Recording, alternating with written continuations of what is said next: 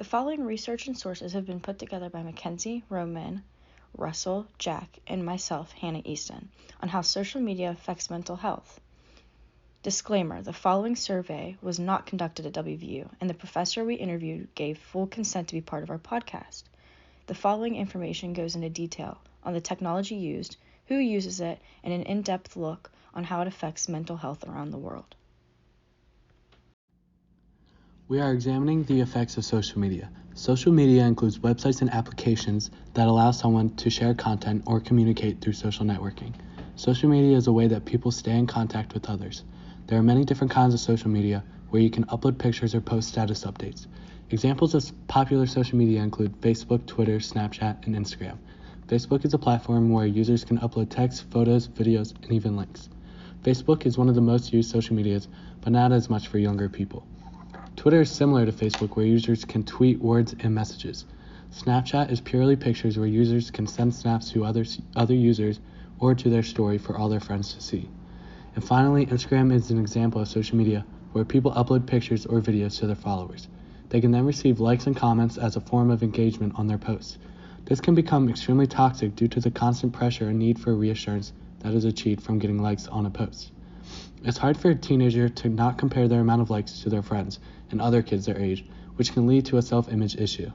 Instagram has 1 billion monthly users. Roughly 32% of Instagram users are aged around 25 to 34 years old. Over 2/3 were younger than 34 years old, according to Statista Research Department. Instagram is not used as much by the older generation, but used very frequently by younger generations. It's easy to narrowly look at social media and just see all the harms it's caused, but the issue is more complex than this. It would be a disservice to the listeners to analyze social media through a black and white lens, when in reality there is a lot of gray area. Social media has its fair share of benefits. Without these, why would we even use social media at all? Economically, it helps businesses connect with their customers. People can easily learn about and have their questions answered by their favorite businesses while using the apps they were already on for fun. Now this is where the gray area comes into play. Social media can have positive effects on our mental health. I know it has many negative effects, but it's a double-edged sword in a way. Its ability to connect us can help certain people fight depression. Also, it helps people learn about health through all the information it provides. The biggest benefit of social media is really the spread of information. It helps educate us about people through the various channels and outlets through which it spreads information. On the other hand, there are many harms. I don't think I even need to mention many of the harms it has on our mental health because we talked about it before and we'll go into more detail on it later. One that's important though is the feeling of alienation. In the textbook we talked about alienation, which Karl Marx described as the feelings of estrangement and even hostility.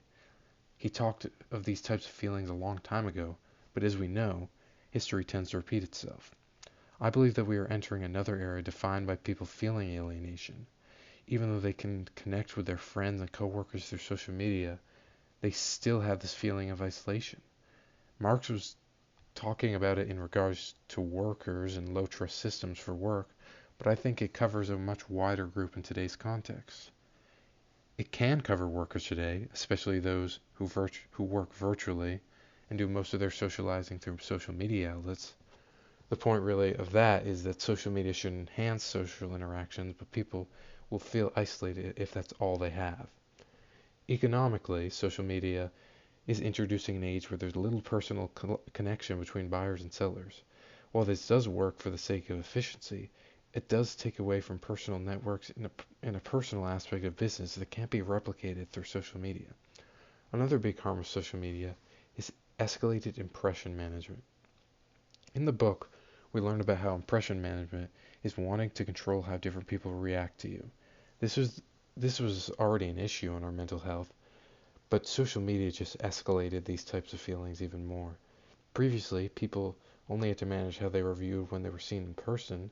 They did this through clothes and their personality. Social media means people must manage their impression online 24/7, and it forces people to create alternate personalities on social media. People act in ways they want to be seen rather than simply being who they are. Our societal values have shifted as a result of social media.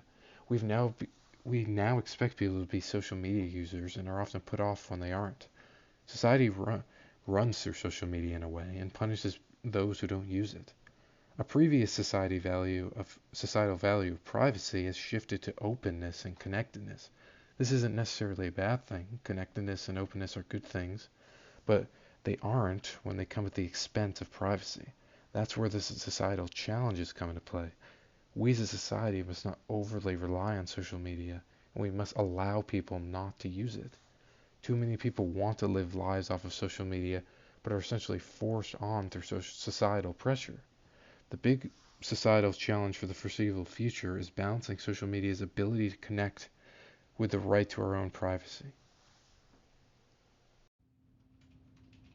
We all know what social media is. The proper definition of the word social media is a computer-based technology that gives humans the ability to share thoughts, ideas, and information through virtual websites and applications. Though, how often do we use it in our everyday life? More than we know, right? But do we actually know what it is used for? Possibly not, but I can tell you it is used more often than what you think. Social media has changed the way humans communicate and act day to day. The information we see online influences our thoughts and ideas. Social relevance is used every day without knowledge of the users on social media. Ever saw a sales ad on clothes on Facebook or Instagram, or jewelry you find cute? That's marketing and social relevance. Businesses use social media platforms to promote their products and services. They know that in order for their business to survive and stay afloat, they must promote their products on social media. How does social media have social relevance? Simple. It is used every day to promote products and services for businesses, but that's not all. It is also used in law enforcement to help find criminals and get new information about crimes out into the world. Sometimes wealthy criminals see others get even more wealthy, causing their want for power and money to increase, and they commit crimes. Social media has opened a new door to a virtual-based world where there is no privacy or confidentiality. Everything is out in the open for everyone to see and hear. Though, social relevance has increased conformity and created new norms. Famous people use their fame on social media to advertise their brands or other brands for money. For example, Kim Kardashian and Kylie Jenner use their social media accounts to advertise their brands and at times collaborate with each other to get more views and possibly more buyers. Their followers conform to the standards that if you want to be like the Kardashian/Jenner family, you must dress, smell, and look like them. In the media, education is a large aspect in today's life, and the education system nationwide, K through 12, is required for all individuals wanting a high school diploma. Not going to school could result in your parents getting a fine or worse, jail time. Colleges use social media to advertise their school and students to make more students want to attend. Everything is online in college. In my time in college, I have only used paper a handful of times from what I can recall. Social media glorifies college and its education. Today's standards show that if a person does not have a college degree, they won't succeed in life. Having a career is essential according to society. Colleges use the media to determine who they want or should accept into the university. Harvard not only uses test scores and essays to determine their students, but also the looks of individual students. Harvard doesn't just want nerdy students or students who will do great in college, but good-looking, well-rounded students and future leaders who would have an impact on the country. Social media allows humans to find love in relationships. A few apps or websites were created for people to connect with each other and find love. For example, Tinder, Bumble, FarmersOnly.com, ChristianMingle.com, Match.com, etc. Though, it also helps long-distance families keep in contact with each other via social media. With social media helping connect humans, people feel more connected and happy with each other. Humans need to interact with each other, or they could be brought to sanity. Research shows that when humans interact with each other, they have a change in their unconscious and conscious behavior. Overall, social media has changed the world and human population. People drive social media's success and relevance by gathering friends online, getting more followers, updating profiles, and grooming their pages for specific reasons. Social media has gained its social relevance from the people using it in their public lives, businesses, and private families. Like mentioned before, I think we all know what social media actually is and how the platforms operate on the surface. They use algorithms, comments, and likes to let us see what's happening in the lives of those around us. I don't think this is much of a surprise to anyone. The real question is, how do these social media apps operate on us in ways we aren't aware of, and what consequences can they have on people socially? Since social media causes us to become glued to our devices, studies have shown that high social media usage can often lower people's attention spans.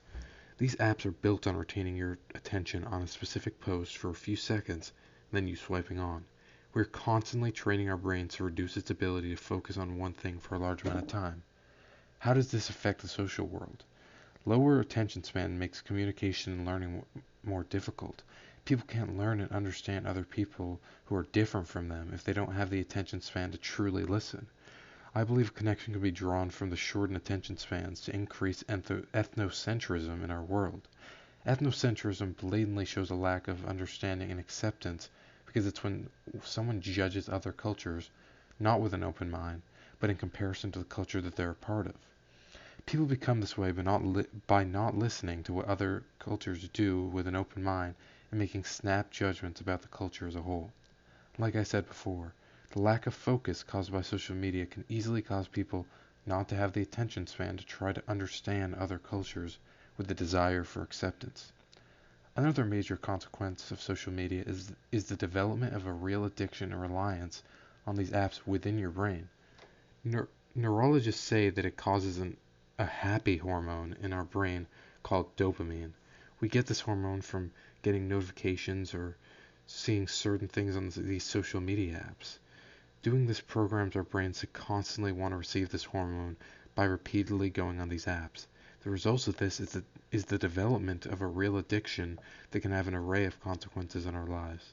This relates to the broader society by encouraging a world where people rely on technology for their happiness instead of building up this happiness from within. Sure, having fun on our phones isn't necessarily a bad thing, but it becomes bad in our society when we become addicted to a form of happiness that's fleeting and unsustainable. Our social media interactions are no longer being enhanced through social media, but they are now being taken over by social media. That's when social media becomes an issue in our society. Even though there are many negative consequences of social media on our mental health, I believe these two are the most noteworthy because of their blatant effect on our broader society. Social media should be improving our mental health by connecting us and preventing us from ever feeling alone. But it's gone too far. These platforms that were once seen as an escape for people are now becoming a necessity that are actively hurting their ability to do things like focus and remember. Since social media is such a broad thing that's rooted in our society, it's essentially impossible for these negative effects to not expand across society due to how we connect with other people. Overall, social media is bringing harmful consequences to our mental health, and this is in turn harming the social world. The interview you are about to listen to was conducted by Hannah Easton. We interviewed Maya Huggins. Maya is a graduate student at WVU who teaches Psych 101. She has conducted research at WVU pertaining to mental health and teaches about it in her classes. Maya is also involved with different mental health organizations around campus. Her opinion is important because she has a lot of background in this field and is very informed with different situations pertaining to mental health. The interview went very well. Maya was extremely helpful and went into great detail explaining the topics I presented to her. Okay, so the first question that we had was, what are the biggest harms to our mental health caused by social media? So definitely that reward system. So we've talked about, like in class, the dopamine reward system and how we're constantly seeking that nowadays. I feel like social media has had a lot to do with that. And so you get those likes from Instagram, and that now is like a reflection of like reward in your life.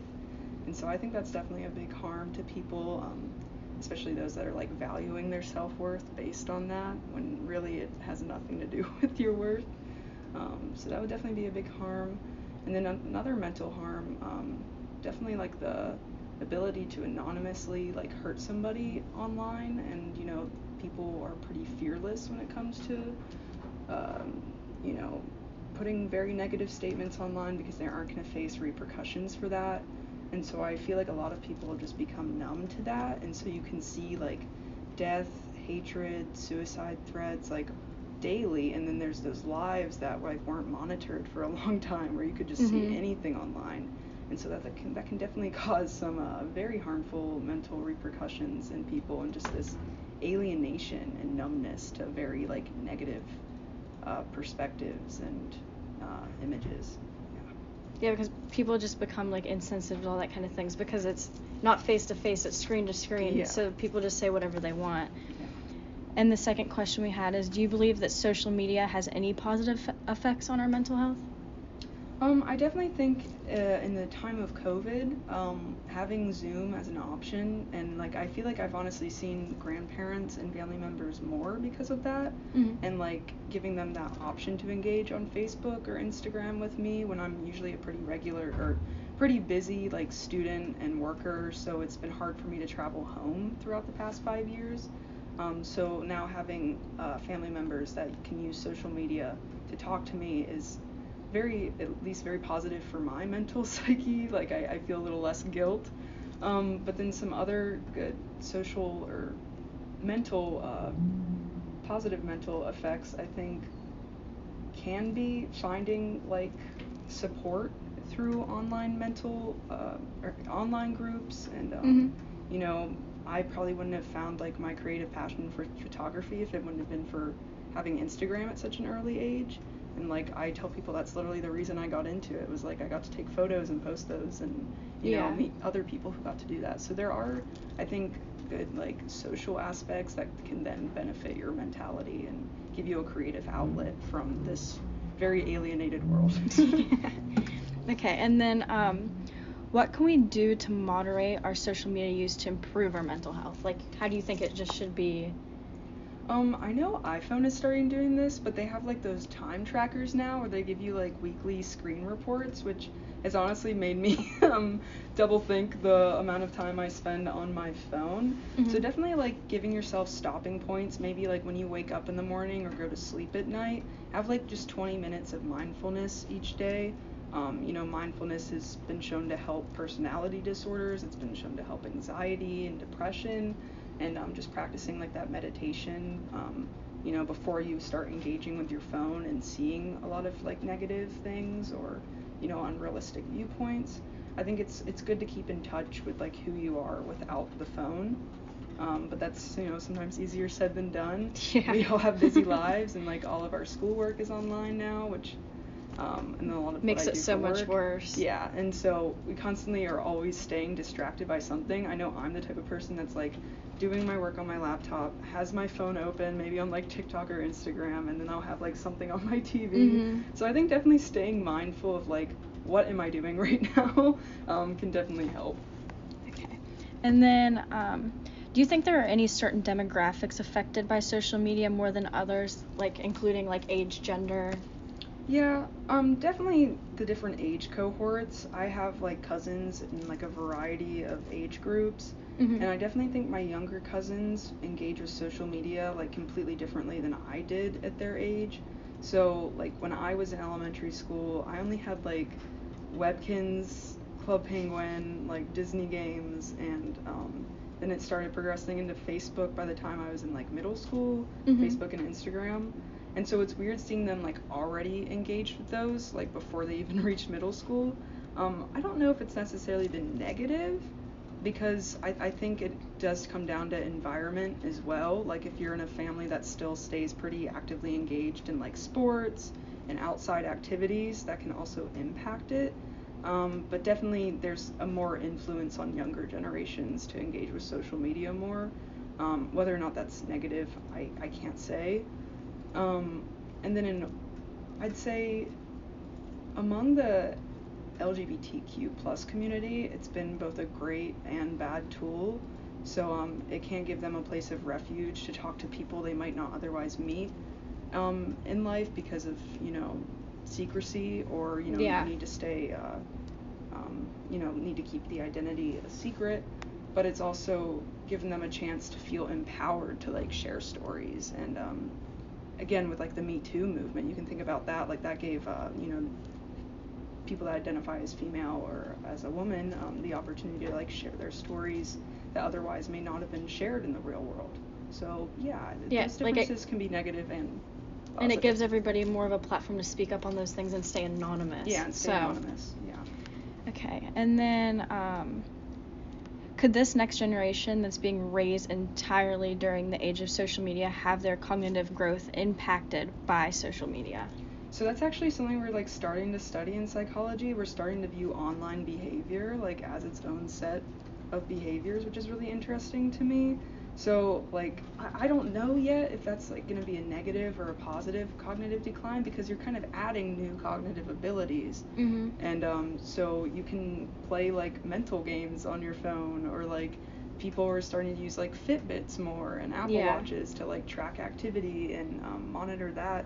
So it's going to be interesting to see how it plays out.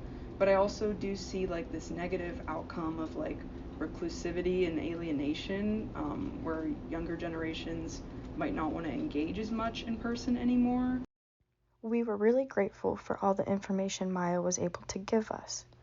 Now we are going to move on to some of the research that we did ourselves. In order to identify a potential connection between mental health and social media, research is needed. For this research to be viable, I searched for a longitudinal study that analyzed the effects of social media on mental health and found a study that was very enlightening. Kenneth A. Fader, PhD, is an assistant scientist in the Department of Mental Health who found that frequent usage of social media is correlated to greater symptoms of psychopathology, more commonly known as mental illness. In his report, Fader states, "We used 3 waves of data from the longitudinal population assessment of tobacco and health study to show that adolescents who report more frequent social media use report greater symptoms of psychopathology 1 year later. This suggests that, in adolescents specifically, a detrimental effect to their mental health is related to constant use of social media. Some people may think it is as simple as getting offline to avoid this issue. However, social media is more addictive than you may realize. Social media use can be organized into 2 categories, passive use and active use. Active users post their own content on a regular basis, while passive users simply view others' content. The worst of the 2 for your mental health would be passive usage, where you scour over other people's content for what can easily be hours on end. On the other hand, upon further research, I found an extensive study on mental health and social media which concluded that there was no correlation between the 2. According to Sarah M. Coyne, a professor of human development at Brigham Young University, along with a handful of students who aided her, there was no associations between time spent using social media and mental health across 8 years. Spanning between early adolescence into young adulthood, that is, when individual adolescents used more social media than their own cross-time averages, they did not increase in either depression or anxiety. Similarly, decreases in an individual adolescent's own time spent on social media did not indicate ensuing decreases in depression or anxiety. These findings are at odds with much of the research literature, but do seem to echo assertions from some cross-sectional studies suggesting that the reported link between social media and mental health might be somewhat exaggerated. A key factor of this study is the fact that it lasted 8 years, considering the fact that no other longitudinal study on this subject has ever been conducted to such a great extent, with the longest one in comparison only being a couple years at most. Due to this study's length, it allowed them to consider the fact that other factors may contribute to a person's mental health fluctuations during the time of development between adolescence and young adulthood. The study found that only 5% of mental health issues reported in young adults throughout 8 years of development could be attributed to social media usage. This was a very intricate and complicated study that took more into account than any other study I came across. The study does acknowledge the fact that social media can have a sort of short-term effect on a young adult's mental health, more so found in girls than boys, but nothing to an extent where social media can be considered an important factor.